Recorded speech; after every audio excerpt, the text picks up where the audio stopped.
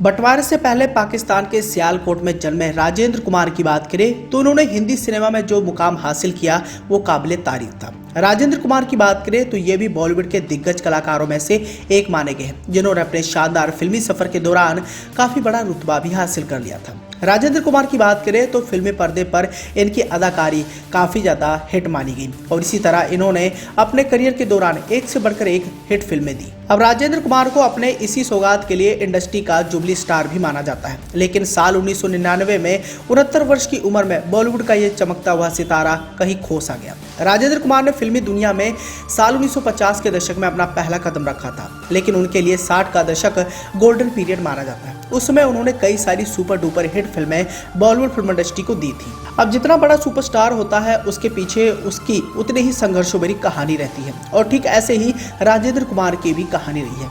ये 50 रुपए लेकर मुंबई में आए थे अपना सपना संजोए हुए। वो एक बड़ा नाम कमाना चाहते थे जिसके लिए उन्होंने कड़ी मशक्कत भी की। यहाँ हम आपको इस बात की जानकारी देना चाहेंगे कि राजेंद्र कुमार ने जब एक एक्टर बनने की चाह लेकर मुंबई की ओर अपने कदम बढ़ाए थे तब उनकी जेब में सिर्फ और सिर्फ 50 रुपए थे और 50 रुपए भी उन्होंने अपने पिता से मिली घड़ी को बेचकर पाए थे। मुंबई आकर उन्होंने सबसे पहले डायरेक्टर H.S. रवेल के सहायक के तौर पर काम किया, जिसके लिए उन्हें 150 रुपए मिले थे। यहाँ उन्होंने सिनेमा की बारीकियों को सीखा और फिर साल 1950 में उनकी पहली फिल्म जोगन आई थी। अब भले ही साल 1950 में इन्हें पहली फिल्म लगी थी, लेकिन आने वाले समय में इन्हें एक बड़ा नाम कमाने के लिए काफी पापड़ भी बेलना पड़ा।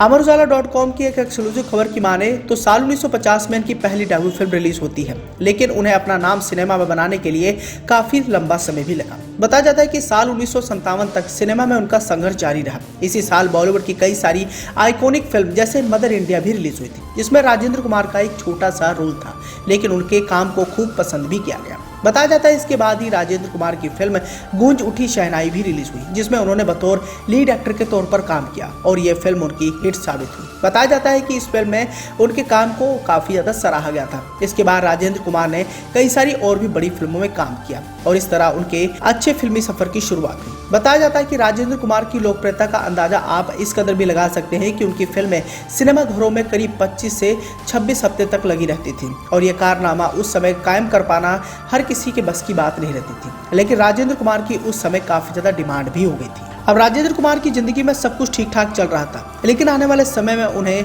काफी दुख भी झेलना पड़ा। अब जैसे कि आप सभी जानते हैं कि 50 रुपए लेकर ये मुंबई में आए थे अपना सपना संजोए हुए और इस दौरान उन्होंने अपने मेहनत और काबिलियत के दम पर बड़ा मुकाम भी हासिल कर लिया। 60 के दशक में उन्होंने कई सारी सुपर डुपर हिट फिल्में की और इंडस्ट्री में उन्होंने काफी नाम और शोहरत भी कमा लिया, लेकिन 70 के दशक में उनकी हालत बहुत ज्यादा खराब हो गई। यहाँ हम आपको इस बात की जानकारी देना चाहेंगे कि राजेंद्र कुमार ने अपने शानदार करियर के दौरान 80 से ज्यादा फिल्मों में काम किया, लेकिन एक समय ऐसा भी आया जब उन्हें भी आर्थिक संकट का सामना करना पड़ा था। बताया जाता है कि 70 के दशक में राजेंद्र कुमार की हालत बहुत ज्यादा बदतर हो गई थी, इसलिए उन्हें अपना लकी घर भी बेचना पड़ा था, जो उन्होंने 60,000 रुपए में अभिनेता भारत भूषण से खरीदा था। यह बंगला मुंबई के बांद्रा के कांटा रोड पर समुद्र किनारे पर था और इस बंगले को राजेंद्र कुमार ने अपनी बेटी डिम्पल का नाम दिया था। कहा जाता है कि इस घर में शिफ्ट होने के बाद ही राजेंद्र कुमार ने एक से बढ़कर एक हिट फिल्में दी थी, जिस वजह से वो इस बंगले को काफी लकी मानते थे।